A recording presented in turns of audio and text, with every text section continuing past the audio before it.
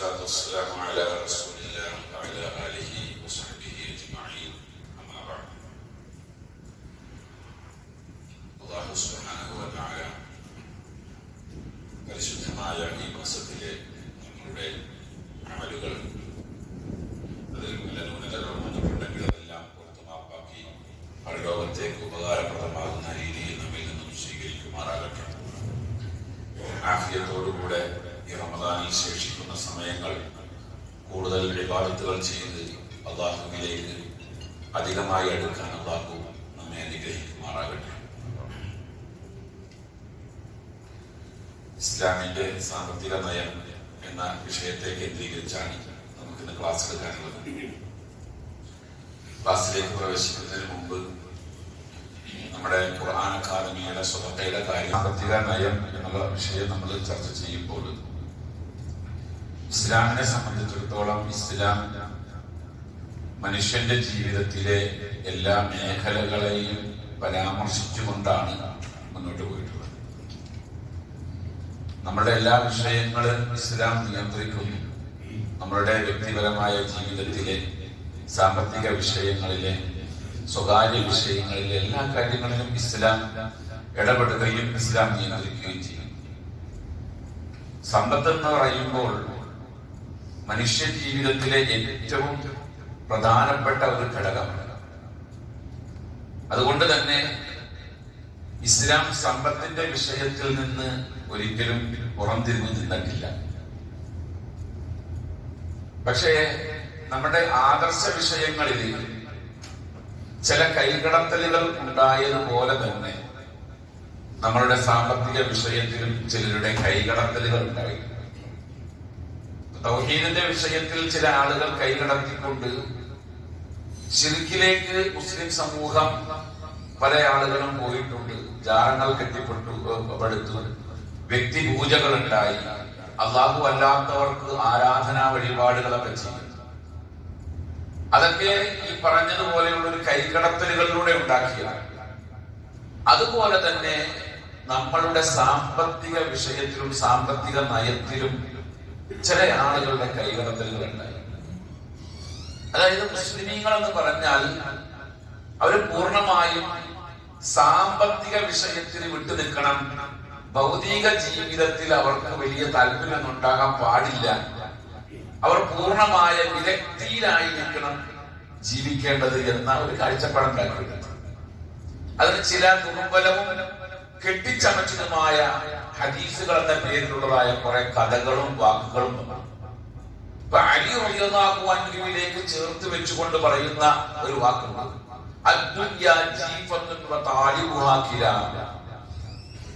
ദുനിയാവ് ശവമാണ്, അത് തേടുന്നവൻ നായയാണ്. ഒരു മൗതുവായ ഹദീസ് കെട്ടിയുണ്ടാക്കിയതാണ്. മതവുമായിട്ടോ മതത്തിന്റെ പ്രമാണങ്ങളുമായിട്ടോ ഈ പറയപ്പെട്ട വാക്കിന് യാതൊരു ബന്ധവുമില്ല. റിയാദുസ് സ്വാലിഹീൻ എന്ന് പറയുന്ന ഒരു ഹദീസ് ഗ്രന്ഥമുണ്ട്, ഇമാം നവവിയുടെയാണ്. പക്ഷെ അതിന്റെ ആരംഭത്തിൽ അദ്ദേഹമാണോ അതല്ലെങ്കിൽ മറ്റാരെങ്കിലും ആണോ, അത് അതിന്റെ ആമുഖം എഴുതിയ ആൾക്കാരാണെന്ന് അറിയില്ല, ഒരു കവിത കൊടുത്തിട്ടുണ്ട്. ആ കവിത ചൊല്ലിക്കൊണ്ടാണ് ഞങ്ങളൊക്കെ ദർസിൽ പഠനം ആരംഭിച്ചത് തന്നെ. എന്താ കവിത? ഇന്ന ലില്ലാഹി ഇബാദൻ ഫൂതന തല്ലഖൽ ദുനിയ വഹാഫദ ഫീതന. അല്ലാഹുവിന്റെ അടിമകൾ അവര് വളരെ സൂക്ഷ്മത പാലിച്ച് ജീവിക്കുന്ന ആളുകളാണ്. അവര് ദുനിയാവിന്റെ എല്ലാ കാര്യങ്ങളും തലാഖ് ചൊല്ലിക്കൊണ്ട് ജീവിക്കുന്ന ആൾക്കാരാണ്, ഫിത്നയെ ഭയപ്പെട്ടുകൊണ്ട്. ദുനിയാവിയായ ഒരു നേട്ടവും മുസ്ലിം സമുദായത്തിന് ഉണ്ടാകാൻ പാടില്ല എന്ന ഏതോ ഒരു കുബുദ്ധിയിൽ നിന്നുണ്ടായ ആശയമാണ് സത്യത്തിൽ മുസ്ലിം സമൂഹത്തിന്റെ ഇടയിൽ മഹാഭൂരിപക്ഷത്തിനും പേരുന്നിട്ടുള്ളത്. സുഹദ് എന്ന് പറയുന്ന ഒരു കാഴ്ചപ്പാട് ത്വരീഖത്തിന്റെ ആളുകൾ മുന്നോട്ട് വെക്കുന്നുണ്ട്. ഭൗതിക ജീവിതം എന്ന് പറഞ്ഞാൽ മ്ലേച്ഛമാണ് എന്നും ഭൗതിക ജീവിതത്തിലെ ഒന്നിനോടും നമുക്ക് ഒരു ആസക്തിയോ താല്പര്യമോ ഉണ്ടാകാൻ പാടില്ല എന്നുമുള്ള ഒരു ചിന്താഗതി. അതുണ്ടായപ്പോ എന്ത് സംഭവിച്ചു? മുസ്ലിം ഉമ്മത്ത് പലയിടങ്ങളിലും അടിമകളെ പോലെയായി, അടിമകളുടെ അടിമകളെ പോലെ. ഇസ്ലാം വിരുദ്ധരായ ആളുകളുടെയും മുസ്ലിം ശത്രുക്കളുടെയും കീഴാളന്മാരായി ജീവിക്കേണ്ട ഒരു അവസ്ഥ ഉണ്ടായി. ഇപ്പോഴും വിദേശ രാജ്യങ്ങൾ GCC-ലേക്ക് എടുത്ത് പരിശോധിച്ചു നോക്കിയാൽ മുസ്ലിം സമുദായത്തിൽപ്പെട്ട ആളുകൾ ജോലി ചെയ്യുന്ന മേഖലയെ പരിഹസിച്ചുകൊണ്ട് ABCD കാറ്റഗറിയിലാണ് തിരിച്ചത്. എന്താ ABCD കാറ്റഗറി എന്ന് പറഞ്ഞാൽ? ആയ, ബോയ്, ക്ലീനർ, ഡ്രൈവർ. ഇതല്ലേ ഏറ്റവും കൂടുതൽ മുസ്ലിം സമുദായത്തിൽ ഗൾഫ് രാജ്യങ്ങളുള്ളത്. വളരെ കുറഞ്ഞ ആളുകൾ മാത്രമാണ് കുറച്ച് ഉന്നതമായ നിലയിൽ സാമ്പത്തിക മേഖലയിൽ അവിടെ പോകുന്നത്. സാമ്പത്തിക മേഖലയിൽ എവിടെയെങ്കിലൊക്കെ കുറച്ച് ഉന്നമനം നേടിയ ആളുകളുണ്ട് എങ്കിൽ അതിൽ കുറെ ആളുകൾ ആ വിഷയത്തിൽ വൈദഗ്ധ്യമില്ലാത്തത് കൊണ്ടോ അതല്ല എങ്കിൽ കിട്ടിയതിന്റെ മേലുള്ള അഹങ്കാരം കൊണ്ടോ വിഡ്ഢിത്തരം കാണിച്ച് ഈ സമ്പത്ത് പലതും നശിപ്പിച്ചു കളയാം. ഈ അടുത്ത ദിവസം കിട്ടിയ ഒരു പഠന റിപ്പോർട്ട്, എന്റെ ഒരു സുഹൃത്തുമായി ഡിസ്കസ് ചെയ്തപ്പോൾ കിട്ടിയ ഒരു പഠന റിപ്പോർട്ടാണ്. ലോകത്ത് വേൾഡിൽ ഏറ്റവും കൂടുതൽ പണം ഇറങ്ങിയിട്ടുള്ളത് മലപ്പുറം ജില്ലയിലും കോഴിക്കോട് ജില്ലയിലുമാണ്. അത്ര ഏറ്റവും കൂടുതൽ ദുബായിൽ ഇറങ്ങുന്നതിനേക്കാൾ കൂടുതൽ ഇറങ്ങിയിട്ടുണ്ട്. പക്ഷേ അവരാ പണം ഇൻവെസ്റ്റ് ചെയ്തിരിക്കുന്നത് ഏറ്റവും വിഡ്ഢിത്ത മേഖലയിലാണ്. ലാൻഡിലും ബിൽഡിങ്ങുകളിലും കൊണ്ടുപോയി അതിന്റെ ഇൻവെസ്റ്റ് ചെയ്തിരിക്കുന്നത്. ലോകം ഇലക്ട്രിക് യുഗങ്ങളിലേക്കും AI യുഗങ്ങളിലേക്കും മാറിക്കൊണ്ടിരിക്കുക. അങ്ങനെ വരുമ്പോൾ ഇന്ന് ഏറ്റവും കൂടുതൽ സാമ്പത്തിക മേഖലയിൽ ഇൻകം ഉണ്ടായിരിക്കുന്ന മേഖലകൾ പലതും ഡെത്തായിക്കൊണ്ടിരിക്കുന്നു. അങ്ങനെ വരുമ്പോൾ ഈ ഇൻവെസ്റ്റ്മെന്റ് ഒക്കെ ബാധ്യരായി പോകുമെന്നുള്ളതാണ് നമ്മളുടെ വിഷയത്തെ പറ്റി സ്റ്റഡി ചെയ്യുന്ന ഒരു സാമ്പത്തിക വിദഗ്ധന്റെ അഭിപ്രായം. എന്തുമാകട്ടെ, ഞാൻ അതിലേക്ക് പ്രവേശിക്കുന്നില്ല. സമ്പത്തിന്റെ വിഷയത്തിൽ ഇസ്ലാം എന്താണ് നമ്മളോട് പറയുന്നത്? മനുഷ്യന്റെ പ്രകൃതിയെ പറ്റി ഖുർആൻ പറയുന്നുണ്ട്. മനുഷ്യന്റെ പ്രകൃതി എന്ന് പറഞ്ഞാൽ പണത്തോട് ഇഷ്ടവും ആർത്തിയും താല്പര്യവും ഉള്ളതാണ് മനുഷ്യന്റെ പ്രകൃതി. അതില്ല എന്ന് ആര് പറഞ്ഞാൽ ഞാൻ ഇല്ല. ഉള്ളിന്റെ ഉള്ളിലതല്ല. എങ്ങനെയൊക്കെ എനിക്ക് ഭൗതിക വിദഗ്ധി ഉണ്ടെന്ന് പറഞ്ഞാലും ദുനിയാവിനോട് താല്പര്യം ഇല്ല എന്ന് പറഞ്ഞാലും പൈസ കിട്ടിയാൽ അതിലേക്ക് വീഴാത്തൊരു മനുഷ്യനുണ്ടാവില്ല. കാരണം വിശുദ്ധ ഖുർആൻ പറഞ്ഞില്ലേ, പണത്തോട് മനുഷ്യന്റെ താല്പര്യം ശക്തമാണ്. പണത്തോട് മനുഷ്യന് വല്ലാത്ത താല്പര്യമുണ്ട്. കാരണം എന്താ? അതൊരു വികാരമായി അല്ലാഹു മനുഷ്യനെ സൃഷ്ടിച്ചപ്പോൾ നിക്ഷേപിച്ചിരിക്കുന്നതാണ്. അത് തുടച്ചാലും തേച്ചാലും മാച്ചാലും ഒന്നും പോകൂല മനുഷ്യന്റെ ജീവിതത്തിൽ മനസ്സിൽ. ഇപ്പൊ വലിയ സൂഫിയായിട്ടൊക്കെ നടക്കണ, മറ്റേ തുണി കുപ്പായൊന്നും തിരുമ്പാതെ കുളിക്കാതെ വല്യക്കാണ്ട് നടക്കണ ഒരാളെ കണ്ടിട്ട് അയാൾക്ക് ഒരു 5 കൊണ്ട കെട്ടിട്ട് നോക്ക്, മേടിച്ചു നോക്ക്, എനിക്ക് വേണ്ടാന്നില്ല, എനിക്ക് വേണ്ടാന്നില്ല. സത്യത്തിൽ പണത്തിന് വേണ്ടി തന്നെയല്ലേ നമ്മൾ എല്ലാവരെയും അധ്വാനിക്കുന്നത്, ഓടിപ്പായിട്ടാണ്. ഞാനിപ്പോ ഈ ക്ലാസ് വന്നിരിക്കുന്നത് നമുക്ക് പൈസ മേടിക്കാൻ വേണ്ടിയാണ്. ഈ ക്ലാസ് നിങ്ങൾക്ക് എടുക്കണം, നല്ല പൈസ മേടിക്കണം, പണം വേണം. അപ്പൊ പണം എന്നുള്ളത് മനുഷ്യന്റെ ജീവിതത്തിൽ അവന്റെ പ്രകൃതി സഹജമായി കൊടുത്തിരിക്കുന്നതാണ്. അത് വേണ്ട, അത് പാടില്ല, മ്ലേച്ഛമാണെന്ന് പറയുകയും എന്നിട്ട് പൈസക്ക് ആവശ്യമുള്ളപ്പോ പണക്കാരുടെ അടുത്ത് പോയിട്ട് പൈസ മേടിക്കുകയും തിരിഞ്ഞു നിന്നിട്ട് അവരെ കുറ്റം പറയുന്നു. ഈ നയമല്ല ഇസ്ലാമിന്റെ. അല്ലാഹു തആല വിശുദ്ധ ഖുർആൻ 3-ാം അധ്യായം സൂറ ആല ഇംറാനിലെ 14-ാമത്തെ വചനത്തിൽ ഈ വിഷയം വളരെ വ്യക്തമായി പറയുന്നുണ്ട്.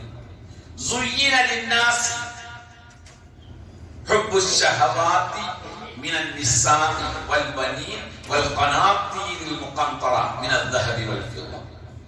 സുയ്യിന എന്ന് പറഞ്ഞാൽ അലങ്കാരമായി കാണിക്കപ്പെട്ടു, മനുഷ്യന് അലങ്കാരമായി കാണിക്കപ്പെട്ടു. സ്ത്രീകളോടുള്ളതായ വൈകാരികമായ സ്നേഹം, വെറും സ്നേഹമല്ല പെണ്ണുങ്ങളോട്.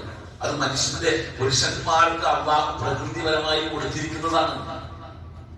ഒരു പെണ്ണ് റോട്ടും കൂടെ പോകുമ്പോ അവളെ നോക്കുക എന്നുള്ളത് അല്ലാഹു മനുഷ്യന് പ്രകൃതിപരമായി കൊടുത്തിരിക്കുന്ന അവന്റെ സ്വഭാവമാണത്. നോക്കും, ഒന്ന് നോക്കിയിട്ട് പിന്നെ നോക്കും, കുറച്ചുമ്പോ പിന്നെ നോക്കും, പിന്നെ ആരെങ്കിലും നോക്കുന്നുണ്ടോ നോക്കിയിട്ട് പിന്നെ നോക്കും. അതൊക്കെ അവന്റെ പ്രകൃതമാണ്. അതുപോലെ തന്നെ വൽ ബനീൻ, സന്താനങ്ങളോടുള്ള താല്പര്യം, വൽ ഖനാതീരിൽ മുഖന്തറത്തി മിനൽ ദഹബി വൽ ഫിദ്ദ, കൂമ്പാരം കൂടി വരുന്ന നിധിശേഖരങ്ങളോട് അവന്റെ താല്പര്യം. നല്ല ഒന്നാം തരം കുതിരകൾ, ഇന്നത്തെ കാലത്ത് പറയുകയാണെങ്കിൽ മേത്തരം വാഹനങ്ങൾ, വില കൂടിയ വാഹനങ്ങൾ. ഒരു മാരുതി 800 ഉള്ള ഒരാള് എപ്പോഴും ചിന്തിച്ചുകൊണ്ടിരിക്കണ എന്തായിരിക്കും, ഒരു സ്വിഫ്റ്റ് മേടിക്കണം, അതല്ലെങ്കിൽ ഒരു അതിനേക്കാൾ കുറച്ച് മുന്തിയൊരു വാഹനം മേടിക്കണം. ഒരു സ്വിഫ്റ്റ് ഉള്ളവൻ ചിന്തിക്കണം എന്തായിരിക്കും, ഒരു എർട്ടിഗ മേടിക്കണം, അല്ലെങ്കിൽ ഒരു 7 സീറ്റർ വണ്ടി മേടിക്കണം. ഒരു ഇന്നോവ ഉള്ള ആളെന്തായിരിക്കും ചിന്തിക്കാൻ, അതിനേക്കാളും കുറച്ചും കൂടെ മുന്തിയ ഒരു സാധനം മേടിക്കണം. അല്ലേ ചിന്തിച്ചോണ്ടിരിക്കുക. എന്നെ ഈ വലിയ വണ്ടി ഒഴിവാക്കിയിട്ട്, എന്റെ ഈ ബെൻസ് ഒഴിവാക്കിയിട്ട് ഞാനൊരു മാരുതി 800 എടുക്കണമെന്ന് ആരെങ്കിലും ചിന്തിച്ചോണ്ടിരിക്കും? നല്ല വാഹനത്തോട് അവന്റെ മനസ്സിൽ സീനത്ത്, അലങ്കാരം ഉണ്ടാക്കി കൊടുത്തു അല്ലാഹു തആല. വൽ അൻആമി, കന്നുകാലികൾ, വൽ ഹർഫി, കൃഷി, ഇതൊക്കെ അല്ലാഹു മനുഷ്യന്റെ മനസ്സിൽ അലങ്കാരമാക്കി കൊടുത്തതാണ്. എന്നിട്ട് അല്ലാഹു പറയുന്നുണ്ട്, ദാലിക മഖാമുൽ ഹയാത്തി ദുനിയ, ഇത് ഭൗതിക ജീവിതത്തിന്റെ വിഭവങ്ങളാകുന്നു. ഭൗതിക ജീവിതത്തിലെ വിഭവങ്ങളാണ് ഈ പറയപ്പെട്ട സമ്പത്തും സ്ത്രീകളും അതുപോലെ വാഹനങ്ങളും കൃഷിയും കന്നുകാലികളും എല്ലാം ഭൗതിക ജീവിതത്തിന്റെ അലങ്കാരമാണ്, അതിന്റെ വിഭവങ്ങളാണ്. എന്നിട്ട് അല്ലാഹു പറയുന്നു, വല്ലാഹു ഇൻദഹു ഹുസ്നുൽ മആബ്, അല്ലാഹുവിലേക്കാണ് നല്ല മടക്കമുണ്ടാകുക. ഇതൊക്കെ ഇവിടെ ഉണ്ടായിക്കോട്ടെ, ഇതൊക്കെ ഉപയോഗപ്പെടുത്തിക്കൊണ്ട് വേണം അല്ലാഹുവിലേക്ക് മടങ്ങാൻ. ആരോ ഒരാൾ പറഞ്ഞ വർത്താന ദിവസം ഒരു സോഷ്യൽ മീഡിയയിൽ കേട്ടു, ഇതൊക്കെ അനുഭവിക്കാതെ എങ്ങനെ പോകാൻ കഴിയുള്ളൂ. ഇതൊക്കെ വേണം, ഇതൊക്കെ വേണം. പക്ഷെ ഞാൻ പറഞ്ഞു വരുന്നുണ്ട് എന്റെ വിശദീകരണം. അല്ലാഹു തആല 18-ാം അധ്യായം സൂറത്തുൽ കഹ്ഫിലെ 46-ാം വചനം പറയുന്നു, അൽ മാലു വൽ ബനൂന സീനത്തുൽ ഹയാത്തിദ് ദുനിയ. സമ്പത്തും സന്താനങ്ങളും ഭൗതിക ലോകത്തിന്റെ അലങ്കാരമാണ്. അപ്പൊ അലങ്കാരമാണ് ഈ സമ്പത്ത് എന്നുള്ളതാണ് ഖുർആന്റെ പ്രഖ്യാപനം. അവിടെ ഇസ്ലാം സാമ്പത്തിക വളർച്ചയെ, ഭൗതിക വളർച്ചയെ എങ്ങനെ നോക്കിക്കാണുന്നു എന്നുള്ളതാണ് നമ്മൾ നോക്കുന്നത്. ശക്തമായ ഇടപെടലാണ് ഇസ്ലാം സാമ്പത്തിക വിഷയങ്ങൾ നടത്തിയിട്ടുള്ളത്.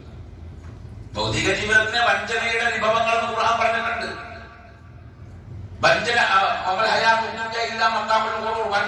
വിഭവമാണെന്ന് പറഞ്ഞിട്ടുണ്ട്. പക്ഷെ വഞ്ചനയുടെ വിഭവമാണെന്ന് പറയുമ്പോൾ അതിന് ചില കാര്യങ്ങൾ കൂടെ പറയുന്നത് അതിനോട് ചേർത്ത് ഞാൻ വിശദീകരിക്കാം. എന്താ സാമ്പത്തിക വിഷയം? ഒന്ന്, സമ്പത്ത് എന്ന് പറഞ്ഞാൽ അത് മനുഷ്യന്റെ നിലനിൽപ്പിന്റെ ആധാരമാണെന്നാണ് ഖുർആൻ പറയുന്നത്. അയാൾ പൈസക്ക് വേണ്ടി നടക്കുന്ന ആളാണ് പൈസ പറയുന്നത്. ചിലപ്പോ പറയാറുണ്ട്, ഞാനൊക്കെ അത്തരം അപമാനങ്ങൾ എപ്പോഴും അഭിമുഖീകരിച്ചുകൊണ്ടിരിക്കുന്ന ഒരു വ്യക്തിയാണ്. ഒരു പൈസ ഒരാളാണ്. ഈ പറയുന്ന ആളോ വായുവിന്റെ ആളാണ്. അയാളോ പൈസ തന്നെയാണ്. അയാൾക്ക് പൈസ, എല്ലാവരും പൈസ ഒരാളാണ്. പൈസ എന്നുള്ളത് അല്ലാഹു പറയുന്നു, ലാ തുഅതു സുഫഹാഅ അംവാലകും, നിങ്ങളുടെ സമ്പത്തിനെ വിവരമില്ലാത്ത വിഡ്ഢികളുടെ കയ്യിൽ നിങ്ങൾ കൊടുക്കേൽപ്പിക്കരുത്. അത് കാരണം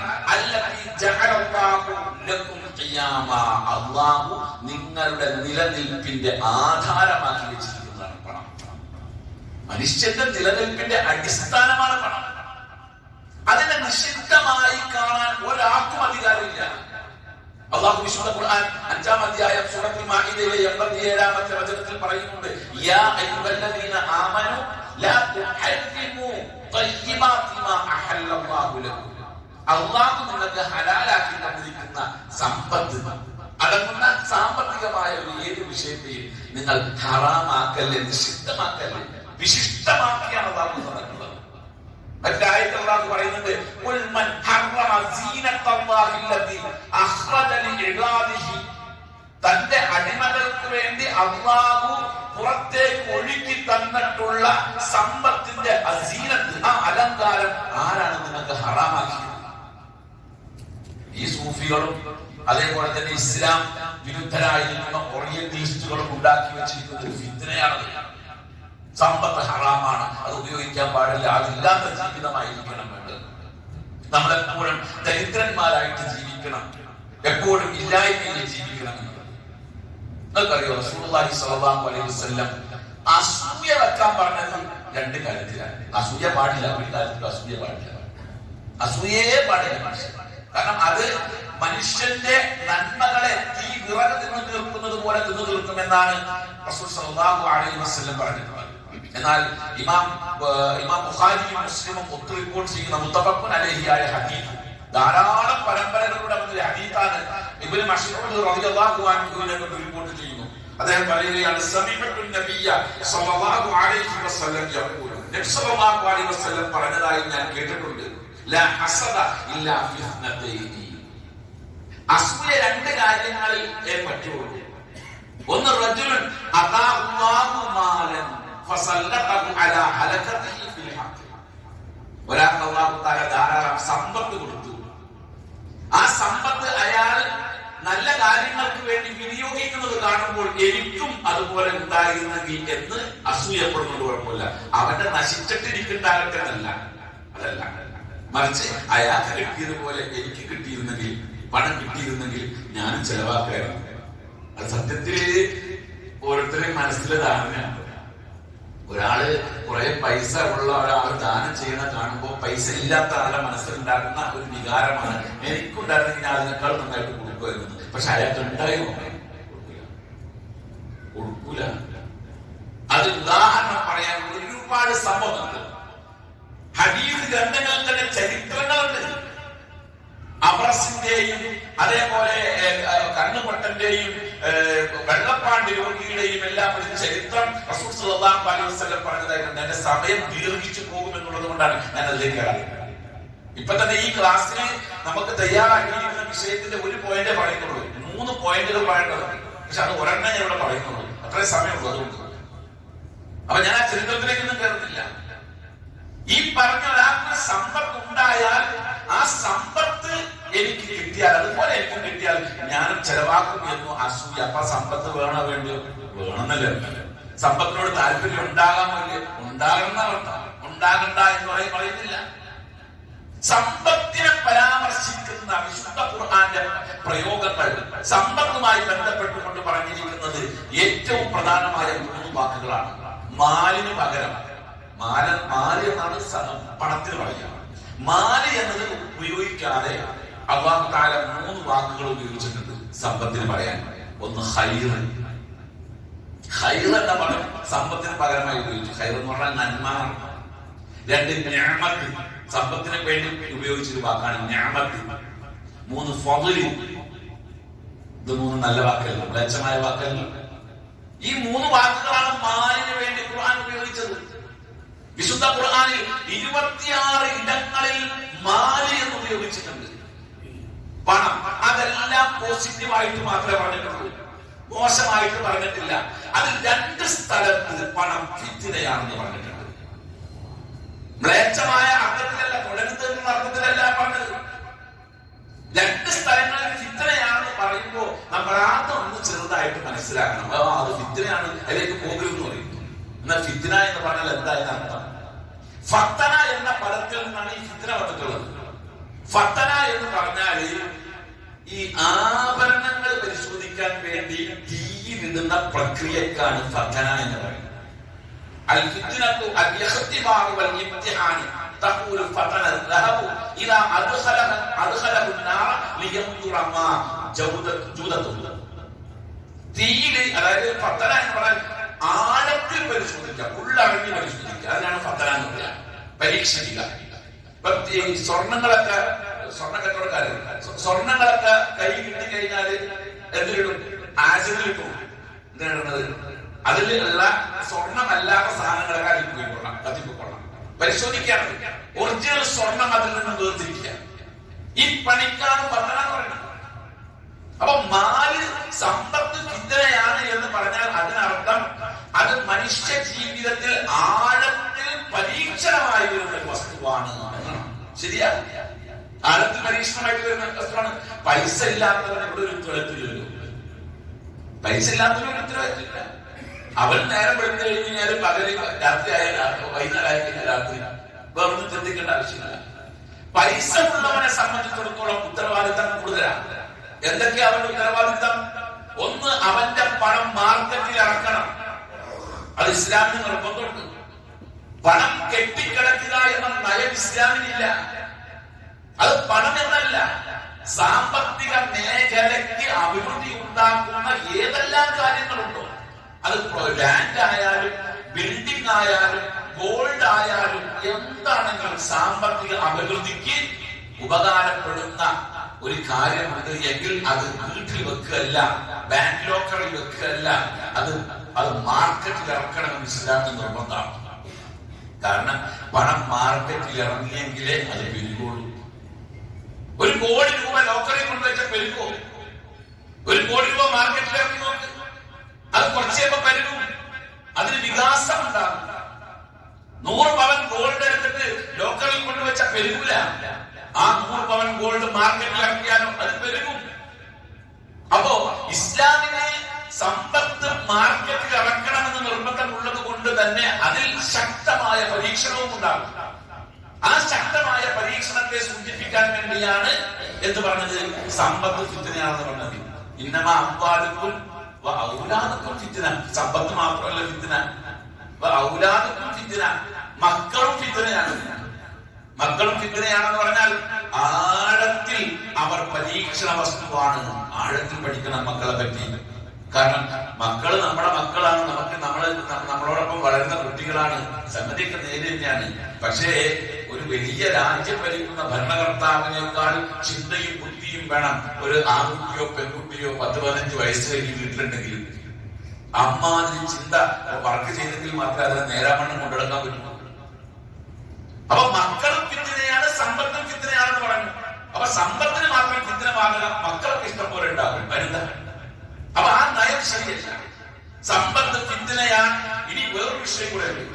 സാമ്പത്തിക മേഖലയ്ക്ക് ഫിത്ന ഉണ്ട് എങ്കിൽ അതിനേക്കാൾ മാരകമാണ് സമ്പത്തില്ലായ്മ, ദാരിദ്ര്യം. കാരണം റസൂൽ സല്ലല്ലാഹു അലൈഹി വസല്ലം സമ്പത്ത് ഉണ്ടാകുന്നതിനെതിരെ പ്രാർത്ഥിച്ചിട്ടില്ല. എവിടെ പ്രാർത്ഥിച്ചിട്ടില്ല? റസൂൽ സല്ലല്ലാഹു അലൈഹി വസല്ലം പറഞ്ഞ പ്രാർത്ഥനയുടെ ഒരു വാക്യം മാത്രമേ ഉള്ളൂ. അല്ലാഹുമ്മ ലാ തജഅൽ അക്ബറ ഹമ്മിന ലാ തജഅൽ ദുനിയ അക്ബറ ഹമ്മിന. അതാണ് റസൂലുള്ളാഹി ദുനിയാവിനെ എതിരെ നടത്തിയ പ്രാർത്ഥന. എതിരെ എന്ന് പറയാൻ പറ്റില്ല. ദുനിയാവ് താല്പര്യക്കുറവ് കാണിച്ചുകൊണ്ട് നടത്തിയ പ്രാർത്ഥന അത് മാത്രമേ. എന്താ അർത്ഥം? അല്ലാഹുമ്മ ലാ തജഅൽ ദുനിയ അക്ബറ ഹമ്മിന. ഞങ്ങളുടെ മുഖ്യ വിഷയം ദുനിയാവാക്കല്ലേ അല്ലാഹ്. അത് ശരി തന്നെയാണ്. മുഖ്യ വിഷയം ദുനിയാവല്ല. ഒരു മുഅ്മിനെ സംബന്ധിച്ചിടത്തോളം മുഖ്യ വിഷയം അവന്റെ ആദർശം. പക്ഷെ ഫിത്ന എന്ന് പറയുമ്പോൾ സമ്പത്തില്ലാത്തൊരവസ്ഥ, ദാരിദ്ര്യാവസ്ഥ, അത് ഇതിനേക്കാൾ വലിയ ഫിത്നയാണ്. നിങ്ങളൊന്ന് ആലോചിച്ചു നോക്കൂ. ഏറ്റവും കൂടുതൽ ക്രിമിനലുകൾ ഉള്ളത് ഏത് സമുദായത്തിലാണ്? ഇന്ത്യയിലെ കേരളത്തിലെ മാത്രം കഥയിൽ ഞാൻ പറയുന്നു. വേൾഡ് ബേസ് ഏറ്റവും കൂടുതൽ ക്രിമിനലുകൾ ഉള്ളത് ഏത് സമുദായത്തിലാണ്? പറയാൻ പഠിക്കേണ്ട ആവശ്യമില്ല. നമ്മുടെ മുസ്ലിം സമുദായത്തിലാണ്. 3ാമത്തെ വയസ്സിൽ അൽഫിത്രയിലോ അൽമനാറിലോ കൊണ്ടുവച്ച് ഖുർആൻ പഠിക്കാൻ വേണ്ടി 4 വയസ്സായ മദ്രസയിൽ ചേർന്നു. മതപഠനത്തിൽ ഏറ്റവും കൂടുതൽ ശ്രദ്ധിക്കുന്ന മതം നമ്മുടെ മതമാണ്. നമ്മുടെ മക്കള് പ്രാഥമിക വിദ്യാഭ്യാസം സ്കൂളിൽ ചേർക്കുന്നതിന് മുമ്പ് അവർ മദ്രസയിൽ പഠിക്കണം എന്ന് നിർബന്ധമുള്ള ആൾക്കാരാണ്. കുട്ടി വളർന്നു വരുമ്പോ കുട്ടിനെ പഠിപ്പിക്കണ വാക്കുകൾ ഏതൊക്കെയായിരിക്കും? അസ്സലാമു അലൈക്കും പറയാൻ പഠിപ്പിക്കും, അല്ലെ? ഫാത്തിഹ ഓതാൻ പഠിപ്പിക്കും, അല്ലാഹ് എന്ന് പറയാൻ പഠിപ്പിക്കും, നിസ്കാരം പഠിപ്പിക്കും. കുട്ടിയെ കണ്ടു വളരെ അങ്ങനെ വളരുന്ന ഈ കുട്ടികൾ ഒരു പ്രായം കഴിഞ്ഞു കഴിഞ്ഞാൽ ക്രിമിനലുകളായി മാറുകയാണ്. എന്താ ഇതിന്റെ കാരണം? ദാരിദ്ര്യമാണ്. ഇവരുടെ എല്ലാം പശ്ചാത്തലം എടുത്ത് പരിശോധിച്ചാൽ പലയിടങ്ങളിലും സമ്പന്നന്മാർ നല്ല നിലയിൽ ജീവിക്കുമ്പോൾ അതിലേക്ക് എത്തിപ്പെടുന്നതിന് വേണ്ടി ഇവർക്ക് ഒരു വഴിയില്ല. അങ്ങനെ വരുമ്പോ അവരെന്ത് ചെയ്യും? കള്ളുകച്ചവടം നടത്തും, MDMA കൊണ്ടുവരും, പെൺവാണികൾ നടത്തും, തോന്യാസങ്ങൾ ചെയ്യും. ആ കൂട്ടത്തിൽ അവരകപ്പെടുകയും ചെയ്യും. ഭൂരിപക്ഷം ഇതാണ്. വിദേശ രാജ്യത്ത് സൗദി അറേബ്യയിൽ മസ്ജിദ് നബവിയിൽ നടന്ന ഒരു ദറസിൽ നടന്ന ഒരു ചർച്ചയാണ്. ബംഗ്ലാദേശുകാരനായ ഒരു വിദ്യാർത്ഥി സൗദിയിലെ മഹാപണ്ഡിതനോട് ചോദിച്ച ചോദ്യമാണ് ഈ ഒരു ചോദ്യം. അത് അദ്ദേഹം കൊടുത്ത മറുപടിയാണത്. ദാരിദ്ര്യം ഒരു സമൂഹത്തിൽ വളർന്നാൽ ആ സമൂഹത്തിൽ ക്രിമിനലുകൾ വളരും. എന്നാൽ നിങ്ങൾ ആലോചിച്ച് നോക്ക്, സമ്പന്നന്മാരുള്ള ഒരു മേഖലയിൽ ഈ ദാരിദ്ര്യ മേഖലയിൽ നിന്നുണ്ടാകുന്ന ക്രിമിനലുകളോളം ക്രിമിനലുകളില്ല. ചിലപ്പോൾ അനുസരിക്കാത്ത കുട്ടികളുണ്ടാവും, ചിലപ്പോൾ കള്ളുടിക്കുന്ന മക്കളുണ്ടാവും, ഒക്കെ ശരി തന്നെയാണ്.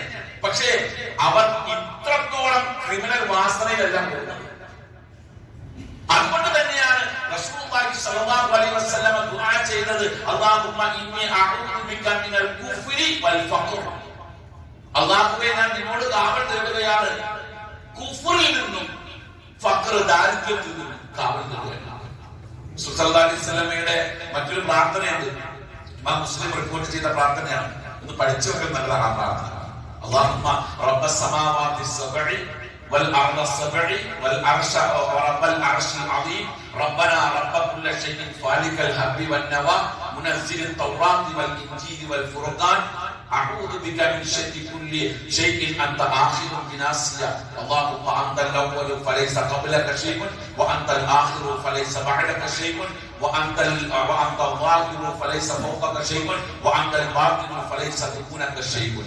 അള്ളാഹിനോട് പറയാണ്, അള്ളാഹുവിന്റെ മഹത്വം ഇത്രയും പറയും. എന്നിട്ട് പറയാണ്, ദാരിദ്ര്യത്തിൽ നിന്ന് കാത്തിരക്ഷിക്കുന്ന അള്ളാഹ്. അപകടമാണ്. കാരണം എന്താ? ദാരിദ്ര്യം മനുഷ്യനെ കുഫറിലേക്ക് എത്തിക്കാം, കാഫിറായി പോകാനുള്ള കാരണങ്ങൾ. കാരണം ദാരിദ്ര്യം ഉണ്ടായാൽ ശൈത്താൻ അവനെ മുതലെടുക്കും. മുതലാളിയെ മുതലെടുക്കാൻ പോകില്ല. കാരണം മുതലാളി മുതലെടുത്തു വെച്ചിരിക്കുക. വേണ്ട, ദാരിദ്ര്യമുള്ളവനെ മുതലെടുക്കാൻ വേണ്ടി പിശാച് പോകും. എന്നിട്ട് അവനോട് കൽപ്പിക്കും. അപ്പൊ അതുകൊണ്ട് തന്നെ ദാരിദ്ര്യം ഭയപ്പെടണം. റസൂൽ സല്ലല്ലാഹു അലൈഹി വസല്ലം സമ്പത്തിന് വേണ്ടി പ്രാർത്ഥിച്ചിട്ടുണ്ട്, ദാരിദ്ര്യത്തിന് വേണ്ടി പ്രാർത്ഥിച്ചിട്ടില്ല. എവിടെ പ്രാർത്ഥിച്ചിട്ടില്ല? സമ്പത്തിന് വേണ്ടി നടത്തിയ പ്രാർത്ഥനയാണ് അല്ലാഹുമ്മ ഇന്നി അസ്അലുക അൽ ഹുദാ വത്തുഖ വൽ അഫാഫ വൽ ഗിന. സമ്പത്ത് സമ്പന്നമാകണം, ഹുദ വേണം, ഹിദായത്ത് വേണം, തഖ്വ വേണം, അഫാഫ് സദാചാര നിഷ്ഠ വേണം, വത്തുഖ വൽ ഗിന സമ്പന്നത വേണം, ധന്യത വേണം. ഇബ്നു അബ്ബാസ് റളിയല്ലാഹു അൻഹു അനസ് ഇബ്നു മാലിക് റളിയല്ലാഹു അൻഹു റസൂൽ സല്ലല്ലാഹു അലൈഹി വസല്ലമയുടെ ഖാദിമായിരുന്നു. അനസ് റളിയല്ലാഹു അൻഹു 10 കൊല്ലം നബി സല്ലല്ലാഹു അലൈഹി വസല്ലം ഖിദ്മത്തെടുത്തു. നബി സല്ലല്ലാഹു അലൈഹി വസല്ലം അനസ് റളിയല്ലാഹു അൻഹുവിന് വേണ്ടി നടത്തിയ പ്രാർത്ഥനയുണ്ട്, അല്ലാഹുമ്മ കഫിർ മാലഹു വവലദഹു. അല്ലാഹുവേ, അനസിന് നീ പണവും മക്കളും കൂടുതൽ കൊടുക്കണേ അല്ലാഹ്. അത് അങ്ങനെ തന്നെ സ്വീകരിച്ചിട്ടുണ്ട്. ഒരുപാട് മക്കളുണ്ടായിരുന്നു, ഒരുപാട് സമ്പത്തുണ്ടായിരുന്നു. പറഞ്ഞിട്ടുണ്ട് സമ്പത്തുമായി ബന്ധപ്പെട്ട്, അബൂബക്കറിന്റെ സമ്പത്ത് എനിക്ക് ഉപകരിച്ചതുപോലെ വേറൊരാളുടെയും പണം എനിക്ക് ഉപകരിച്ചിട്ടില്ല. ഖദീജ റളിയല്ലാഹു അൻഹയെ റസൂൽ സല്ലല്ലാഹു അലൈഹി വസല്ലം കല്യാണം കഴിച്ചിട്ടുണ്ട്. ഇസ്ലാമിക പ്രബോധനം ആരംഭിച്ച കാലഘട്ടത്തിൽ നബി സല്ലല്ലാഹു അലൈഹി വസല്ലമയ്ക്ക് ഈ പ്രബോധന പ്രവർത്തനങ്ങൾക്ക് വേണ്ടി ഫണ്ട് ഉണ്ടായത്. പ്രബോധന പ്രവർത്തനങ്ങൾക്ക് ഫണ്ട് വേണം. ഞാൻ സമയത്തെ അവിടെ വരുന്നുണ്ട്, ആ വിഷയം കുറിച്ച് പറയുന്നത് എന്തു ആകട്ടെ. അപ്പോ സമ്പത്ത് എന്നുള്ളത് അതിനു വേണ്ടി പ്രാർത്ഥിക്കുക പോലും ചെയ്തിട്ട് പ്രാർത്ഥിച്ചോ, ധൈര്യമായിട്ട് പ്രാർത്ഥിച്ചോ, അല്ലാഹുവേ എനിക്ക് സമ്പത്ത് വേണേ. എനിക്ക് സമ്പത്തിനേക്കാൾ ഉപരി വേണ്ടത് സാമ്പത്തിക ഫിനാൻഷ്യൽ ഫ്രീഡം വേണം. മുസ്ലിം സമുദായത്തിന് മഹാഭൂരിപക്ഷം 99% ആളുകൾ ഇല്ലാതെ പോയത് ഫിനാൻഷ്യൽ ഫ്രീഡം ആണ്. ഫിനാൻഷ്യൽ ഫ്രീഡം വേണം. അതിനുവേണ്ടി റബ്ബിനോട് പ്രാർത്ഥിക്കുന്നതിന് തകരാറില്ല എന്നുള്ളതാണ് ഈ പറയപ്പെട്ട എല്ലാ ധരണികളും നമ്മളെ പഠിപ്പിക്കുന്നത്. പിന്നെ വേറൊരു വിഷയമുണ്ട്, തെറ്റായ ഒരു പ്രചരണം. അതൊക്കെ ഈ പറയപ്പെട്ട ഓറിയന്റലിസ്റ്റുകളും സൂഫികളും ഉണ്ടാക്കിയ പ്രചരണമാണ് കേട്ടോ, തെറ്റായ പ്രചരണം. സാമ്പത്തികമായി ഉന്നതിയിലെത്തിയ ആളുകളൊക്കെ സ്വർഗത്തിൽ പ്രവേശിക്കാൻ വൈകും. ആരാ പറഞ്ഞു? സ്വർഗം കൊണ്ട് സന്തോഷ വാർത്ത അറിയിക്കപ്പെട്ട ആളുകൾ അല്ലെ? ഈ അശ്റഫുൽ മുബശ്ശിരീങ്ങളിൽ 6 പേര് ഞാൻ പേര് വായിക്കാം. ഒന്ന് അബൂബക്കർ സിദ്ദീഖ് റളിയല്ലാഹു അൻഹു, അതിസമ്പന്നനായിരുന്നു, മില്യണറാണ്. ഉസ്മാൻ ഇബ്നു അഫ്ഫാൻ റളിയല്ലാഹു അൻഹുവിന്റെ സമ്പത്ത് എത്ര ഉണ്ടായിരുന്നു അറിയാമോ? ഇന്നത്തെ ഡോളർ ബേസ് ചെയ്ത് കണക്കിട്ടാണെങ്കിൽ ഏകദേശം $900 മില്യൺ ആസ്തി ഉസ്മാൻ ബിൻ അഫ്ഫാൻ റളിയല്ലാഹു അൻഹു 900 മില്യൺ ഡോളർ നിങ്ങൾ കൂട്ടിവെക്കണം. $1 മില്യൺ എന്ന് പറയുമ്പോൾ ഏകദേശം 8.5 കോടി രൂപയോളം വരും. ഒരു മില്യൺ എന്ന് പറയും, ഒരു മില്യൺ എന്ന് പറയും. അങ്ങനെ $900 മില്യൺ. ആ ഡോളർ കണക്കൂട്ടി എത്ര പൈസ ഉണ്ടാവും? ആ ആസ്തി അന്ന് അദ്ദേഹത്തിന്റെ ഉസ്മാൻ റളിയല്ലാഹു അൻഹു. അബ്ദുറഹ്മാൻ ബിൻ ഔഫ് റളിയല്ലാഹു അൻഹു അതിസമ്പന്നനായിരുന്നു. അബ്ദുറഹ്മാൻ ബിൻ ഔഫ് റളിയല്ലാഹു അൻഹുവിനെ പറ്റി പറയുന്നത് ഏറ്റവും അവസാനം സ്വർഗ്ഗത്തിൽ കിടക്കുന്നത് അദ്ദേഹമായിരിക്കുമെന്ന് ഈ പറയപ്പെട്ട ഓറിയന്റലിസ്റ്റുകൾ എഴുതിയിട്ടുണ്ട്. അദ്ദേഹത്തിന്റെ സാമ്പത്തികം കണ്ടിട്ടുണ്ട്. മദീനയിൽ വരുമ്പോൾ സഅദ് ബിൻ മുആദ് റളിയല്ലാഹു അൻഹു ആയിരുന്നു. സഅദ് ബിൻ അദ്ദേഹം പറഞ്ഞു, എനിക്ക് സമ്പത്തിന്റെ പകുതിയൊന്നും വേണ്ട, എനിക്ക് ഇവിടുത്തെ എനിക്ക് ഇവിടുത്തെ മാർക്കറ്റ് ഒന്ന് കാണിച്ചു തരണം, പൈസ ഞാൻ ഉണ്ടാക്കിക്കൊള്ളാം. അതിവിദഗ്ധനായ ബിസിനസ്മാൻ ആയിരുന്നു അബ്ദുറഹ്മാൻ ബിൻ ഔഫ് റളിയല്ലാഹു അൻഹു. അദ്ദേഹം മാർക്കറ്റിൽ പോയിട്ട് പിന്നെ തിരിച്ചു വരുന്നത് 40 ഒട്ടകങ്ങളെയും കൊണ്ടാണ് കച്ചവടം ചെയ്തത്. അതുപോലെ തന്നെ സുഹൈർ ബിൻ അവ്വാം റളിയല്ലാഹു അൻഹു, സഅദ് ബിൻ അബീ വഖാസ് റളിയല്ലാഹു അൻഹു, തൽഹത്ത് ബിൻ ഉബൈദില്ലാഹ് റളിയല്ലാഹു അൻഹു, 6 പേർ സ്വർഗ്ഗം കൊണ്ട് സന്തോഷ വാർത്ത അറിയിക്കപ്പെട്ട ആളുകളാണ്. ഈ 6 പേരും അന്നത്തെ മദീനയിലെ മില്യണറുകളായിരുന്നു. കോടികൾ ആസ്തിയുള്ള മുതലാളിമാരായിരുന്നു. പിന്നെ അവർ സ്വർഗ്ഗം കൊണ്ട് സന്തോഷ വാർത്ത അറിയിക്കപ്പെട്ടത്. സത്യത്തിൽ ഈ ഇൽമ സമൂഹത്തിന്റെ ഇടയിൽ മൂടി വെക്കപ്പെട്ടു. നമ്മുടെ ആളുകളെ ഇപ്പോഴും അധസ്ഥിതി വർഗത്തിന്റെ ആളുകളാക്കി തീർക്കാൻ വേണ്ടി കുറച്ചുകൂടെ നമ്മൾ ഒന്ന് ഡെവലപ്പ് ആക്കേണ്ടതുണ്ട് അത്തരം വിഷയങ്ങൾ. അപ്പോ ഈ വിഷയത്തിൽ സമ്പന്നത എന്നുള്ളത് ഇസ്ലാം മ്ലേച്ഛമായി കാണുന്നില്ല, കണ്ടിട്ടേ ഇല്ല. ഇനി ഇബാദത്തുകൾ ചെയ്താൽ നമ്മൾ ഇബാദത്ത് ചെയ്തതിന്റെ കൂലി എവിടെ കിട്ടുക? ബാധ്യത കൂലി പരലോകത്തല്ലോ, ബാധ്യത കൂലി പരലോകത്തല്ലോ, അങ്ങനെയല്ലേ നിങ്ങൾ പ്രസംഗിക്കാറ്? എന്നാ കേട്ടോ, ഇബാദത്തിന്റെ കൂലി പറയുന്നത് കാണാം, ഇവിടെ കൂലി കിട്ടും. സമ്പത്താ കൊടുക്കുക ഇവിടെ ഇബാദത്ത് ചെയ്താല്. ഇസ്തിഗ്ഫാർ ചെയ്ത് നോക്കൂ. ഇമാം വിശുദ്ധ ഖുർആൻ 71-ാം അധ്യായം സൂറത്തുൽ നൂഹിന്റെ 10 മുതൽ 13 വരെയുള്ള വചനങ്ങൾ. ഫഖുൽതു അസ്തഗ്ഫിറു റബ്ബക്കും, ഞാൻ പറഞ്ഞു നിങ്ങളോട് അവരോട് ഇസ്തിഗ്ഫാർ ചെയ്യാൻ, റബ്ബിനോട് ഇസ്തിഗ്ഫാർ ചെയ്യൂ എന്ന് പറഞ്ഞു. ഇന്നഹു കാന ഗഫാറ, അവൻ കൂടുതൽ മഗ്ഫിറത്ത് തരുന്നവനാണ്. എന്നിട്ട് പറയുന്നു, യുസിരി സമാഅ അലൈക്കും മിദ്റാറ, നിങ്ങൾക്ക് ആകാശത്ത് ധാരാളം മഴ കിട്ടും ഇസ്തിഗ്ഫാർ ചെയ്താൽ. വയുംദിനുക്കും ബി അംവാലിൻ വബനീൻ, സമ്പത്തിലും സന്താനങ്ങളിലും വർധനവുണ്ടാകും. പൈസ കൊടുക്കുന്നല്ലേ പറഞ്ഞത്, പണം കിട്ടുന്നല്ലേ പറഞ്ഞത്, സമ്പന്നനാകുന്ന പറഞ്ഞത്. ഇസ്തിഗ്ഫാർ വർദ്ധിപ്പിച്ചു കഴിഞ്ഞാൽ, നന്ദി ചെയ്താൽ, നിങ്ങൾ നന്ദി രേഖപ്പെടുത്തിയാൽ നിങ്ങളുടെ സമ്പത്തിൽ വർധനവ് തരുന്നതാണ്. എങ്ങനെയാ നന്ദി ചെയ്യേണ്ടതെന്നുള്ളത് വേറെ വിഷയം. നമ്മൾ ചെയ്യണ നന്ദി യഥാർത്ഥ നന്ദിയും തമ്മിൽ വ്യത്യാസമുണ്ട്. അത് അതിലേക്ക് കയറുന്നില്ല, അതിന് കയറി വിഷയം നിന്നു പോകും. അപ്പോ സമ്പത്തിന്റെ വിഷയത്തിൽ ഇത്രയും വിശാലമായ കാഴ്ചപ്പാടുള്ള ഈ ദീനിന്റെ ആൾക്കാരാണ് നമ്മുടെ കൂട്ടത്തിൽ എത്ര പേര് സമ്പന്നന്മാരുണ്ട്? എത്ര പേര് സമ്പന്നന്മാരുണ്ട്? ഇസ്ലാമിന്റെ കാഴ്ചപ്പാടിൽ സക്കാത്തിന്റെ വിഷയം പറയുന്നത് 32 ആയത്തുകളിൽ സക്കാത്തും സ്വലാത്തും ചേർത്താണ്. നിസ്കാരവും നോമ്പും 32 ആയത്തുകളിൽ നിസ്കാരവും നോമ്പും ചേർത്ത് വെച്ചാണ്. നിസ്കാരവും സക്കാത്തും ചേർത്ത് വെച്ചാണ് 32 ആയത്തുകളിൽ. അത് 28 ആയത്തുകളിൽ സക്കാത്ത് മാത്രമാണ് പറഞ്ഞത്. ആ വിഷയത്തെ പറ്റി മുഫസ്സിറുകൾ ഒരു വിശാലമായ ചർച്ച നടത്തിയിട്ടുണ്ട്. അതിലൊരു പറയണം പറയാം, 28ഉം 32ഉം തമ്മിൽ ഒരു കണക്കൂട്ടി വെക്കുക. അപ്പൊ 10% കൂടുതലാണ് നിസ്കാരവുമായി ബന്ധപ്പെട്ടുകൊണ്ട് പറഞ്ഞിരിക്കുന്നത്. 90% സക്കാത്ത് പറഞ്ഞിട്ടുള്ളൂ. അതിനർത്ഥം ഒരു മസ്ജിദിൽ 100 പേര് നിസ്കരിക്കാറുണ്ട് എങ്കിൽ അതിൽ 90 പേര് സക്കാത്ത് കൊടുക്കാൻ പറ്റിയ ആൾക്കാരായിരിക്കണം, 10 പേര് വാങ്ങിക്കാൻ പറ്റിയ ആൾക്കാരായിരിക്കണം. 90 മുതലാളിമാരുണ്ടായിരിക്കണം, 10 ദരിദ്രന്മാരുണ്ടാകാൻ പാടില്ല. ഇസ്ലാമിക കണക്കിൽ ഒരു മസ്ജിദിന്റെ കീഴിൽ വരുമ്പോൾ അപ്പൊ 1000 പേര് നിസ്കരിക്കുന്നിടത്ത് 900 പേര് സക്കാത്ത് കൊടുക്കാൻ പറ്റിയവരായിരിക്കണം, 100 പേരെ മേടിക്കാൻ പറ്റിയവരുണ്ടാകും. ഇപ്പൊ അങ്ങനെയാണ്. 10 പേര് സക്കാത്ത് കൊടുക്കാൻ ഉണ്ടെങ്കിൽ ഉണ്ട്, ബാക്കിയെല്ലാം മേടിക്കാൻ തയ്യാറായ ആൾക്കാരാണ്. നയം ഇതാണ്. ഇനി സമ്പത്തിന് 3 മേഖലകളാണ് സമ്പത്തിനുള്ളത്. സമ്പത്ത് വരുമ്പോൾ 3 മേഖലകൾ. ഞാൻ 3 പറയില്ല, ഞാൻ പറഞ്ഞില്ല, ഒരെണ്ണം എന്ന് പറയുന്നു. ഇനി എപ്പോഴെങ്കിലും സമയം ഉണ്ടെങ്കിൽ ബാക്കി വിശദീകരിക്കാം. മൂന്ന് മേഖലകളിൽ ഒന്നാമത്തെ മേഖല സമ്പത്തിന്റെ ഉൽപാദനമാണ്. സമ്പത്ത് പൊതുവെ എങ്ങനെയാണ്? ഉൽപാദനം, അത് ശേഖരിക്കുക. രണ്ട്, അതിന്റെ വിതരണമാണ്. മൂന്നാമത്തേത് അതിന്റെ ഉപഭോഗമാണ്. അതിൽ സമ്പത്ത് ഉൽപാദനം എന്നുള്ളത് മാത്രം നമുക്ക് ഇന്ന് ചർച്ചക്കെടുക്കാം.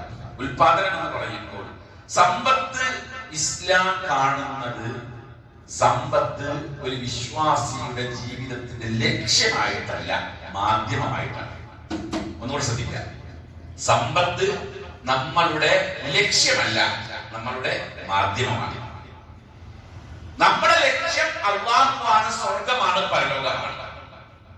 അല്ലാഹുവിലേക്കും സ്വർഗത്തിലേക്കും പരലോകത്തിലേക്കും നമുക്ക് എത്താൻ എളുപ്പമായ മീഡിയകളുടെ കൂട്ടത്തിലെ ഏറ്റവും പ്രധാനമായ മീഡിയ സമ്പത്താണ്. അതിലേക്ക് പരിഗണനീയമായ മാധ്യമം എന്നാണ് പറയുന്നത്. വിശുദ്ധ ഖുർആൻ ആ ഭാഗം വളരെ വ്യക്തമായി പറയുന്നത് 2-ാം അധ്യായം അൽ ബഖറയിലെ 200-ാമത്തെ ആയത്ത് മുതൽ 202-ാമത്തെ ആയത്ത്, 2 ആയത്തുകളായി അല്ലാഹു പറയുന്നു. ഫമിനൻ നാസി മൻ യഖൂലു റബ്ബന ആതിനാ ഫിദ്ദുനിയ വമാ ലഹു ഫിൽ ആഖിറതി മിൻ ഖലാഖ്. ജനങ്ങളുടെ കൂട്ടത്തിൽ ചില ആളുകളുണ്ട്, ഞങ്ങളുടെ രക്ഷിതാവേ ദുനിയാവിൽ നീ ഞങ്ങൾക്ക് നന്മ ചെയ്തു തരണേ എന്ന് പറയുന്ന ആളുകളാണ്.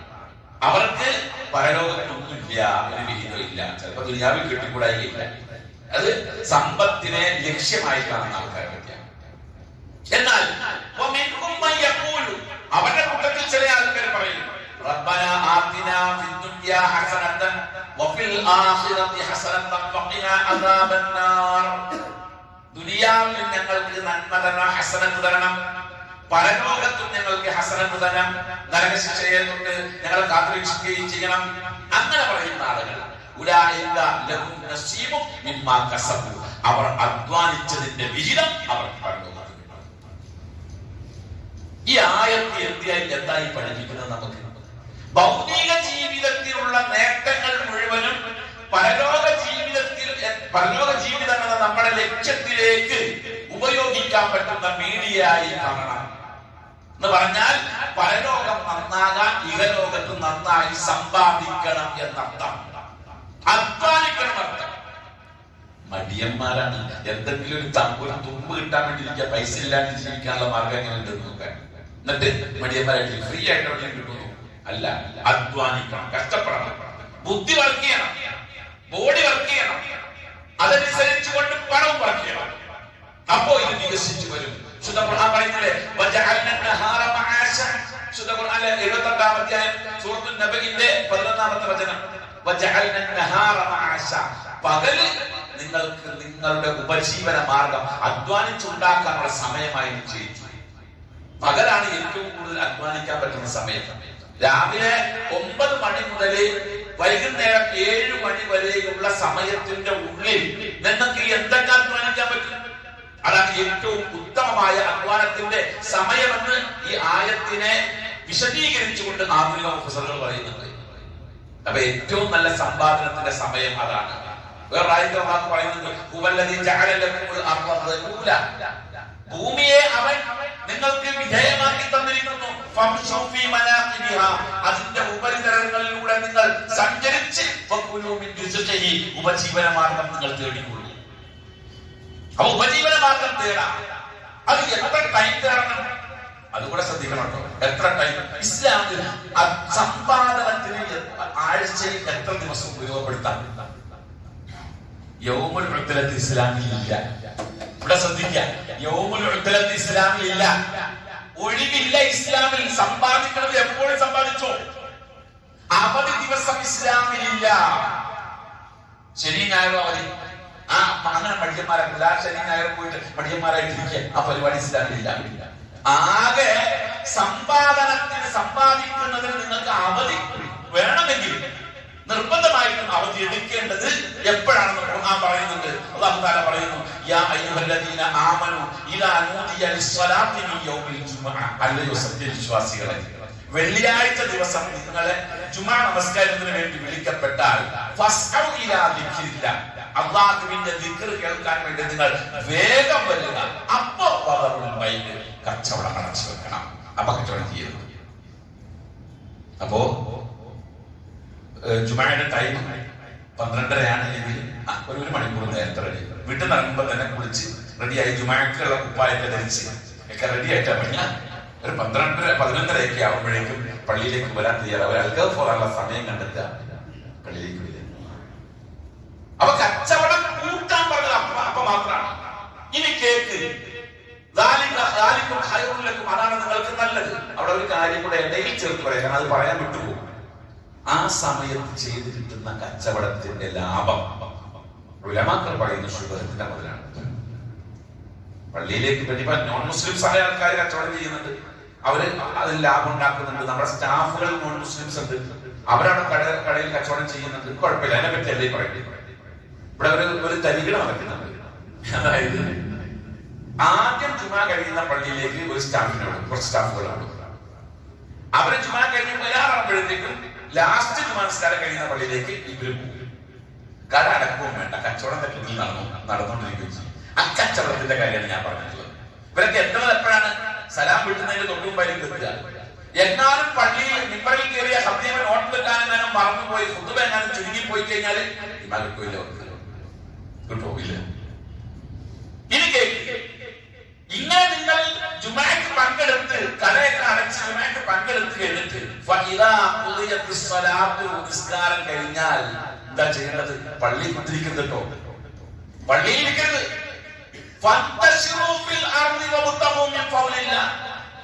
ഭൂമിയിൽ നിങ്ങൾ വ്യാപിക്കുകയും അള്ളാന്റെ ഔദാര്യം തേടുകയും ചെയ്യുക. വേഗം പോയി കടവറക്കണം. വെള്ളിയാഴ്ച ദിവസം 24 മണിക്കൂർ കൂട്ടിയിടാനർത്ഥം. ആ കുറഞ്ഞ ടൈമിൽ കൂട്ടിയിടുക. അത് കഴിഞ്ഞാൽ വീണ്ടും ബിസിനസ് നടക്കട്ടെ. ഈ ഒരു സമയത്തല്ലാതെ കച്ചവടം കൂട്ടിയിടാൻ പറഞ്ഞിട്ടില്ല. ഏറ്റവും പ്രധാനമായ അമലുകളുടെ കൂട്ടത്തിൽപ്പെട്ട ഒരു അമലാണ് ഹജ്ജ്, അല്ലെ? ഹജ്ജിന് പോകുക എന്ന് പറഞ്ഞാൽ വലിയ കാര്യമായിട്ടാണല്ലോ നമ്മൾ കാണുന്നത്. അത് അങ്ങനെ വലിയ കാര്യം തന്നെയാണ് ഹജ്ജ്. ഹജ്ജിന് പോയി കഴിഞ്ഞാൽ അല്ലാഹു തആല പറയുന്നുണ്ട്, അൽ ഹജ്ജു അശ്ഹുറുൻ മഅലൂമാത്തുൻ. ഹജ്ജ് അറിയപ്പെട്ട മാസങ്ങളിലാണ് നിർവഹിക്കേണ്ടത്. ഫമൻ ഫറള ഫീഹിന്നൽ ഹജ്ജ, ആർക്കെങ്കിലും ആ മാസങ്ങളിൽ ഹജ്ജ് നിർബന്ധമായാൽ ഫലാ റഫസ വലാ ഫുസൂഖ വലാ ജിദാല, കുറ്റകൃത്യങ്ങളോ തെമ്മാടിത്തരങ്ങളോ മോശത്തരങ്ങളോ ഒന്നും ചെയ്യാൻ പാടില്ല ഫിൽ ഹജ്ജ്, ഹജ്ജിൽ. വമാ തഫഅലു മിൻ ഖൈരിൻ യഅലമുഹു അല്ലാഹ്, നിങ്ങൾ ചെയ്യുന്ന ഏതൊരു നന്മയും അല്ലാഹു അറിയും. വതസബ്ബതു ഫഇന്ന ഖൈറ സാദി തഖ്വ, നിങ്ങൾ ഹജ്ജിനുള്ളതായ പാഥേയം കെട്ടി തയ്യാറാക്കുക. ഏറ്റവും നല്ല പാഥേയം തഖ്വയാണ്. വത്തഖൂനി യാ ഉലിൽ അൽബാബ്, ഓ ചിന്തിക്കുന്ന ആളുകളെ നിങ്ങൾ എന്നെ സൂക്ഷിക്കുക. ഈ ആയത്തിൽ ഹജ്ജ് നിർവഹിക്കുന്ന ആളുകൾക്ക് തഖ്വ വേണം, സൂക്ഷ്മത വേണം എന്നൊക്കെ പറയുന്നു. അത് കഴിഞ്ഞിട്ട് പറയുന്നു, ലൈസ അലൈക്കും ജുനാഹുൻ അൻ തബ്തഗു ഫദ്ലൻ മിൻ റബ്ബിക്കും. ഹജ്ജിന് പോകുന്ന സമയത്ത് അവിടെ പോയിട്ട് അള്ളാഹുവിന്റെ ഔദാര്യത്തിൽ നിന്ന് എന്തെങ്കിലും ഔദാര്യങ്ങൾ നിങ്ങൾ തേടുന്നതുകൊണ്ട് കുഴപ്പമൊന്നുമില്ല. ഹജ്ജിന് പോയിട്ട് ഒരാൾ കച്ചവടം ചെയ്യാൻ അത്ര കച്ചവടക്കാരൻ ഒരു 4 ബോക്സ് 4 കുപ്പി അത്ര കൈ പിടിച്ചിട്ടുണ്ട്. ഹജ്ജിന് പോകുന്ന സമയത്ത് അവിടെ പോണ ഞങ്ങൾക്ക് അത്ര ഇങ്ങനെ വെട്ടിക്കൊടുത്ത് കുഴപ്പമില്ല. ഇന്തോനേഷ്യയിൽ നിന്ന് വരുന്ന ഹാജിമാരുണ്ട്, ഇന്തോനേഷ്യയിൽ നിന്ന് വരുന്ന ഹാജിമാർ. അവരവിടെ നിന്ന് വരുമ്പോ അവർക്ക് ഫ്ലൈറ്റിൽ കയറ്റാൻ കഴിയുന്ന വെയിറ്റ് എത്രയാണോ ആ വെയിറ്റിനെ കണക്കാക്കിക്കൊണ്ട് ഇന്തോനേഷ്യൻ സ്പെഷ്യൽ വിഭവങ്ങളുമായിട്ടാണ് വരുന്നത്. ഇപ്പൊ ഉംറക്കൊക്കെ വരുമ്പോൾ അത് നമുക്ക് പ്രത്യേകം കാണാൻ കഴിയും. ഹജ്ജിന്റെ സമയത്താണ് മുമ്പുണ്ടായിരുന്നത്, ഇപ്പൊ ഉംറക്കുണ്ട്. നിങ്ങൾ ആ ബാബുസലാമിന്റെ ഡോക്ടറുടെ സൈഡിൽ കൂടെ നീങ്ങുകയാണെങ്കിൽ അസർ കഴിഞ്ഞിട്ട് നേരെ ഇത് കച്ചവടം ചെയ്യുന്നുണ്ടാവും. ചില ആൾക്കാർ കളിയാക്കാം, ഹജ്ജ് കച്ചവടം ചെയ്യുന്ന ഉംറ കച്ചവടം ചെയ്യുന്ന എന്നെ കളിയാക്കാറ് ഞാൻ ചെയ്തിരുന്നു എന്ന് പറഞ്ഞു. ഇപ്പോഴും എന്റെ ഫോട്ടോ കണ്ട അപ്പൊ അതിനടിയിൽ ചില രോഗികൾ വന്നിട്ട് ടൈപ്പ് ചെയ്യും, ഇയാൾ ഹജ്ജ് കച്ചവടം ചെയ്താണ്. ആയിക്കോട്ടെ, ചെയ്തിട്ട് ഹറാമല്ലോ. ഹജ്ജ് കച്ചവടം ചെയ്യുന്നത് പെൺവാണിഭം നടത്തിയതിന് തുല്യമായിട്ടാണ് ചിലർ കാണുന്നത്. തോന്നിയാസല്ലോ. ഖുർആൻ പറയുന്നു, ലൈസ അലൈക്കും ജുനാഹുൻ അൻ തബ്തഗു ഫദ്ലൻ മിൻ റബ്ബിക്കും. നിങ്ങളുടെ റബ്ബിന്റെ ഔദാര്യത്തിൽ നിന്ന് തേടുന്നത് കൊണ്ട് നിങ്ങൾക്ക് കുഴപ്പമില്ല, കുറ്റമില്ല. എപ്പോ? ഹജ്ജിന്റെ സമയത്ത്. എന്നിട്ട് ഫഇദാ അഫൽതും മിൻ അറഫാത്തിൻ, നിങ്ങൾ അറഫയിലേക്ക് പോയി കഴിഞ്ഞാൽ, അറഫയിലേക്ക് ഒഴുകി കഴിഞ്ഞാൽ അവിടെ നിങ്ങൾ എന്ത് ചെയ്യണം? ഫദ്കുറുല്ലാഹ, നിങ്ങൾ അറഫയിൽ നിന്ന് നിങ്ങൾ ഒഴുകി കഴിഞ്ഞാൽ ഫദ്കുറുല്ലാഹ ഇൻദൽ മസ്ജിദിൽ ഹറാം, മുസ്ദലിഫയിലെ മസ്ജിദുൽ ഹറമിൽ വെച്ച് അല്ലാഹുവിനെ കൂടുതൽ ഓർക്കണം എന്ന് മാത്രം. കച്ചവടമൊക്കെ ചെയ്ത കുഴപ്പമൊന്നുമില്ല, സമ്പത്ത് ഉണ്ടാക്കി. കച്ചവടത്തെ പറ്റി ചിന്തിക്കാൻ പാടില്ല. സമ്പത്ത്, ഞാനൊരു ക്ലാസ്സിൽ മുസ്ലിയാർ ക്ലാസ് എടുക്കുന്നുണ്ട്. നമ്മൾ ഇവിടുന്ന് പോകുന്നത് ഈ ദുനിയാവിന്റെ എല്ലാ കാര്യങ്ങളും ഒഴിവാക്കിക്കൊണ്ടാണ്. അവിടെ ചെന്ന് കഴിഞ്ഞാൽ ഫോൺ വിളിച്ച് കച്ചവടത്തിലാണ് പറയുന്നത്, അത് ചെയ്യരുത് ഇത് ചെയ്യരുത്. ഇല്ല, എല്ലാം പറ്റാം. ഖുർആൻ പറഞ്ഞത് ഇതാണ്, നമുക്ക് കുഴപ്പമില്ല, തെറ്റില്ല. അപ്പൊ ഏറ്റവും പ്രധാനപ്പെട്ട മർമ്മപ്രധാനമായ ഇബാദത്തിന്റെ ഏറ്റവും പ്രധാനപ്പെട്ട സമയമാണ് അറഫ. അതിൽ പോലും ബിസിനസ് ചെയ്യുന്നതിൽ തെറ്റില്ല എന്ന് ഖുർആൻ പറയുമ്പോൾ സാമ്പത്തിക വിഷയത്തിൽ ഇസ്ലാം ഉൽപാദനത്തിന്റെ വിഷയത്തിൽ നയമെന്താ? ഉദാരമായ നയമാണ്. പിന്നെ ഉൽപാദനം അത് എങ്ങനെയായിരിക്കണം? ഇസ്ലാമിൽ സമ്പത്തുണ്ടാക്കുന്നതിന് ഒരു വ്യവസ്ഥയില്ല. ഏത് വഴിയിലൂടെ ഹലാലായിരിക്കണം എന്ന് മാത്രം. സമ്പത്ത് ഉണ്ടാക്കണം, മദ്യക്കച്ചവടം ചെയ്തിട്ടാണ് ഉണ്ടാക്കിക്കോ, ബാർബർ ഷോപ്പിൽ പണിയെടുത്തിട്ടാണ് ഉണ്ടാക്കിക്കോ. അത് പറയാൻ കാരണം വെച്ചിട്ടുണ്ടെങ്കിൽ ഇവിടെ വലിയ ഒരു കുടുംബത്തിൽ ജീവിക്കുന്ന ഒരാള്, വലിയ കച്ചവടം കേട്ട് ജീവിച്ചിരുന്ന ഒരാള്, ഇക്കഴിഞ്ഞ പ്രാവശ്യം ഞാൻ ഉംറക്ക് പോയപ്പോ അവിടെ ഒരു ബാർബർ ഷോപ്പിൽ മൂപ്പര് തലപടിക്കാറുണ്ട്. ഇന്നെ കേട്ടപ്പോ മൂപ്പര് ആകെ പരിങ്ങി. ഞാൻ ചോദിച്ചു, നിങ്ങളത് പരിങ്ങണത് പേടിക്കേണ്ട ആവശ്യമൊന്നുമില്ല, പേടിക്കേണ്ട ആവശ്യമൊന്നുമില്ല, അന്തസ്സുള്ള പരിപാടി അല്ല ഉസ്താദേ. വിസ ഇങ്ങനെ കിട്ടി, നല്ല വരുമാനം ആയിക്കോ, നല്ല കാര്യം, അൽഹംദുലില്ലാ. സമ്പത്ത് ഉണ്ടാക്കലല്ല അതുകൊണ്ട് ലക്ഷ്യം, ഉണ്ടാക്കിക്കോളൂ. ചെയ്യണ പണിയാണ് മോശമായിട്ട് കണ്ട, എല്ലാം നല്ല പണി തന്നെയാണ്, എല്ലാം നല്ല പണി. ഇപ്പൊ ഏറ്റവും വലിയ പണി ചെയ്തുകൊണ്ടിരിക്കുന്ന ആൾക്കാരെന്ന് അവകാശപ്പെടുന്ന ആൾക്കാരും ഒരു ഗതി ഇല്ലാണ്ടായി കഴിഞ്ഞാൽ ഈ പണി ചെയ്യൂലേ? ഇനി വേണ്ട, ഒരു ബാർബറെ കിട്ടിയില്ലെങ്കിൽ സ്വന്തം കൂടി അവൻ പഠിക്കൂലേ? ചെയ്യൂലേ? അത് മോശപ്പണിയല്ല. അപ്പൊ ഏത് പണി ചെയ്യുന്നതിനെയും ഇസ്ലാം എതിർത്തിട്ടില്ല. എന്തും ചെയ്തോ, സമ്പാദിച്ചോ. പക്ഷേ അല്ലാഹു തആല റസൂൽ പറയുന്നുണ്ട്, അന്ത്യനാളിൽ ഒരു മനുഷ്യന്റെ കാല് ചലിക്കണമെങ്കിൽ 5 കാര്യത്തെ പറ്റി ഉത്തരം പറഞ്ഞിരിക്കണം. അതിലൊരു കാര്യം അവന്റെ സമ്പാദ്യം എങ്ങനെ ഉത്പാദനമാണ്, എങ്ങനെ അവൻ ശേഖരിച്ചു, എവിടുന്ന് കിട്ടി, അതിന് മറുപടി വേണം. ആ എവിടുന്ന് കിട്ടി എന്ന് മറുപടി പറയുമ്പോൾ അത് ധാർമ്മികമായിരിക്കണം എന്ന് മാത്രം, ഹറാമാകാൻ പാടില്ല. ഹറാമല്ലാത്ത ധാർമ്മികമല്ലാത്ത മേഖലയിലുള്ള, ഹറാമ അല്ലാത്ത ധാർമ്മികമായ മേഖലയിലൂടെ സമ്പാദ്യം എങ്ങനെയുമാകാം. എത്ര സമ്പാദിക്കണം? എത്രയും സമ്പാദിക്കാം, എത്ര വേണം. ഇസ്ലാമിക രാഷ്ട്രമാണ് എങ്കിൽ ഇവന്റെ സമ്പാദനം എത്ര സമ്പാദിക്കുന്നു എന്നുള്ളത് ഇസ്ലാമിക രാഷ്ട്രത്തിന് പ്രശ്നമല്ല. നമ്മുടെ നാട്ടിലാണ് ഇതിനൊക്കെ കണക്ക് കാര്യങ്ങൾ, ആ കണക്ക് ഈ കണക്ക്, പിന്നെ ഇവരൊക്കെ ഇടി വരുന്നത്, ഏടി വരുന്നത് ഒക്കെ വരുന്നത് നമ്മുടെ നാട്ടിലാണ്. ഇസ്ലാമിക ഖിലാഫത്തിന്റെ കീഴിൽ ഈ പരിപാടികളൊന്നും ഇല്ല.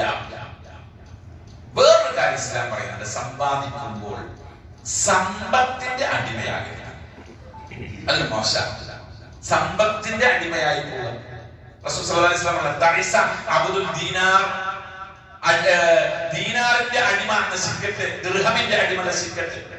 അത് പാടില്ല, അതിന്റെ അടിമയാകാൻ പാടില്ല. അള്ളാഹു പറയുന്നുണ്ട്, അള്ളാഹുവിനെ പറ്റിയുള്ള ഓർമ്മ നമുക്ക് നഷ്ടപ്പെടുത്തി കളയുന്ന തരത്തിലുള്ള സമ്പാദ്യം വേണ്ട.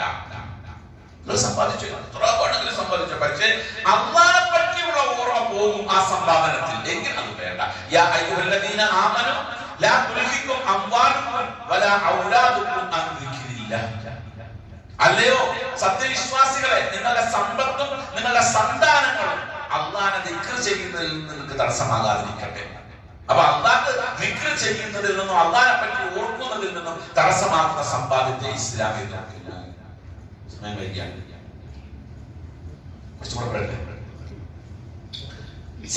ഇനി ഇസ്ലാം പറയുന്നത് സമ്പത്തിന്റെ ഉടമസ്ഥൻ ആരാണെന്നുള്ളതാണ്. നമ്മൾ 2 വ്യവസ്ഥിതിയുടെ ഇടയിലാണ് ചെയ്യുന്നത്. ഒന്ന്, സമ്പത്തിന്റെ ഉടമസ്ഥൻ വ്യക്തിയാണ് എന്ന ഒരു ഇസം. ഇസത്തിന്റെ പേരൊന്നും ഞാൻ പറയുന്നില്ല, അത് നിങ്ങൾക്കറിയാം. സമ്പത്തിന്റെ ഉടമസ്ഥൻ വ്യക്തിയാണ് എന്ന ഒരു ഇസവും, സമ്പത്തിന്റെ ഉടമസ്ഥർ രാഷ്ട്രമാണ് എന്നൊരു ഇസവും. ഈ 2 ഇസങ്ങളുടെ ഇടയിലാണ് ഇന്ന് ലോകത്ത് മനുഷ്യന്മാർ ജീവിക്കുന്നത്.